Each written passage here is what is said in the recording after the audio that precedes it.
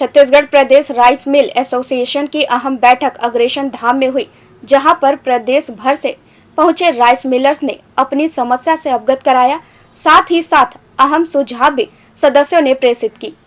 जहाँ धान उठाते चावल सारी जगह ऑनलाइन है, उसके बाद हम मैनुअल हिसाब जमा करने के लिए चक्कर काट रहे हैं। राज्य सरकार द्वारा भुगतान नहीं होने की जानकारी भी साझा की गई। साथ ही साथ सुखद में होने वाले नुकसान को कैसे कम किया जाए, इस पर भी रणनीति बनाई गई। जहां कस्टम मिलिंग में हो रही समस्याओं को लेकर प्रदेश अध्यक्ष योगेश अग्रवाल द्वारा राज्य सरकार से इस विषय को लेकर ध्यान आकर्षित करने की बातें कही गई। वहीं मांग पूरी नहीं होने की स्थिति में राज्य सरकार के खिलाफ में ठोस कदम उठाने की बात कही।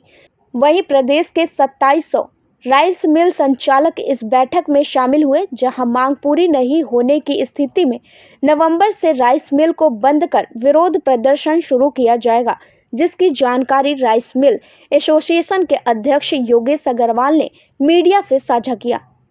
देखिए, ये हमारी हर 6 महीने में होने वाली आम सभा बैठक है और आज हमारी आम सभा की बैठक हो रही है, जिसमें मिलर्स में बहुत ज़्यादा आक्रोश है, उनके काम नहीं हो पा रहे हैं। आज जैसे बारदाने का 500 करोड़ रुपया हमको शासन से लेना है, FRK का कम से कम 400 करोड़ 500 करोड़ के आसपास वो लेना है, ट्रांसपोर्टिंग का 600 करोड़ रुपए के आसपास में लेना है, कस्टम मिलिंग का हमारा 2000 करोड़ रुपये से ज़्यादा ये लेना है।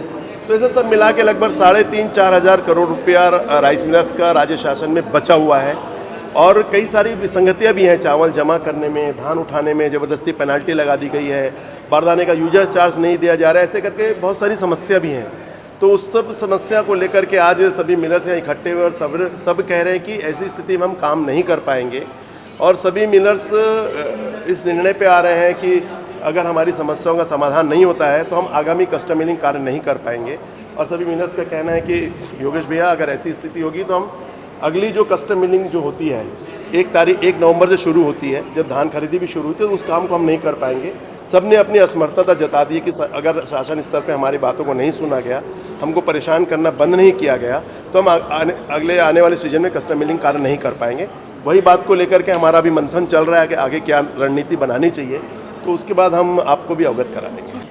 नहीं, शासन सुशासन का है, बिल्कुल सारी जनता खुश है, सारे लोग बहुत अच्छे से काम कर रहे हैं। हमारे यहाँ भ्रष्टाचार बहुत समाप्त हो गया है और अपराध भी समाप्त होता जा रहा है। ये उद्योग की बात है और शासन हमको सहयोग दे रहा है। भारतीय जनता पार्टी की सरकार आती है, राइस मिलर्स को पैसा दिया, जो हमारा करोड़ों रुपया बकाया था, तो 1200 करोड़ रुपए के आसपास भारतीय जनता पार्टी की सरकार आती है, हमको दिया उन्होंने। ये हमारे पर बहुत बड़ा हमारा बोझ कम हुआ है। अभी हमारे कुछ अन्य मदों के पैसे भी हमारे बचे हैं, जो अधिकारियों की गलतफहमी के कारण अधिकारियों कि कुछ समझ में नहीं आ रहा कि अधिकारी क्यों उसको लाल फीताशाही जिसको हम कह सकते हैं बताया, उसके कारण हमारे पैसे रुके हुए हैं। और थोड़ी सी अधिकारियों में नासमझी भी मैं कह सकता हूँ कि वो कस्टम मिलिंग कार्य को समझ नहीं पा रहे हैं। राजनेता तो पूरा हमारे साथ में है, वो हमेशा हम लोगों को बोलते हैं कि बताओ तुम्हारी क्या समस्या, हम उनको बताते तो हमारा समाधान भी होता है। लेकिन अधिकारी वर्ग को समझना होगा कि राइस मिलर को इतना पंगु ना समझे, अधिकारी वर्ग राइस मिलर के काम को तत्काल निपटाए, अन्यथा आने वाली कस्टम मिलिंग के समय में बहुत तकलीफ आ सकती है। बिजली की दरें बढ़ गई है, कितना प्रभावित हो रहे हैं आप? बिजली की दरें बढ़ी हैं, उससे राइस मिलर भी प्रभावित है। 1.5 रुपया प्रति यूनिट राइस मिलर्स की बढ़ी है। वो भी हमारे पत्र में हम शासन को देने वाले हैं कि इतनी बहुत ज़्यादा बिजली की दर बढ़ गया है, तो राइस मिलर इसको कैसे संभाल पाएगा। और राइस मिलर का हम कस्टम मिलिंग चार्जेस भी बढ़ाना चाहते हैं।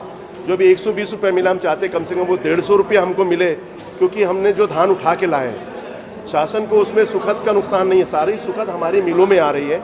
आज 5% से लेकर के 6% धान हमारी मिलों में सूख गया है, हमारा धान खराब हो गया है, वो उसका चावल जमा नहीं हो पा रहा है। FCI ने एक मशीन लगा दी है, उसमें हमारा चावल पास नहीं हो पा रहा है। नागरिक आपूर्ति निगम में हमारा चावल पास नहीं हो पा रहा है। तो बहुत विसंगतियाँ राइस मिलर के साथ में। इसलिए हम चाहते हैं कि सरकार में जो बैठे अधिकारी उनको नरम रुख अपनाना होगा, राइस मिल एसोसिएशन के साथ बैठ करके बात करना होगा, और जो भी नई पॉलिसी बने उस नई पॉलिसी में एसोसिएशन को वो शामिल करें, जिससे हम उनको बता सकें कि कहाँ का तकलीफ है। एक तरफा अगर आप पॉलिसी बनाते हैं और एक तरफा निर्णय देते हैं तो वो हम लोग को बर्दाश्त नहीं होगा।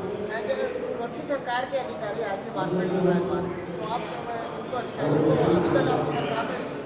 देखिए, अब सरकार का निर्णय कौन अधिकारी काम करे कौन नहीं करे। हम चाहते हैं कि कोई भी अधिकारी हो, हर अधिकारी को राइस मिल के पक्ष में काम करना चाहिए, जनता के पक्ष में काम करना चाहिए। कुछ अधिकारी हैं जो हमारा सहयोग कर रहे हैं, वो हमारी बातों को समझ, लेकिन कुछ अधिकारी हैं जो बिल्कुल ही नेगलेक्ट करके चल रहे हैं। लगातार हम फ़ोन करते हैं, मीटिंग के लिए बोलते हैं तो वो समय नहीं दे पा रहे हैं, पता नहीं क्या उनके मन में है। अगर ये ऐसे ही रवैया रहा तो राइस मिलर्स अगली कस्टम मिलिंग कार नहीं कर पाएंगे, क्योंकि सरकार को 1.5 लाख टन धान खरीदना है। वो 1.5 लाख टन का समावेश राइस मिलर ही करता है, उसकी किसी को चिंता नहीं है। अगर चिंता नहीं करेंगे तो हम लोग भी उस धान की चिंता नहीं करने वाले। आगे क्या कदम उठाएंगे? वही निर्णय होने जा रहा है कि 1/11 से हम पंजीयन नहीं कराएंगे, एग्रीमेंट नहीं कराएंगे और हम धान नहीं उठाएंगे। सभी मिलर ने एकजुटता से कहा है कि 1/11 के बाद हम अपनी मिलें बंद कर देंगे। जब तक हमारी समस्या का समाधान नहीं होने वाला, हम कस्टम मिलिंग कार्य नहीं करेंगे।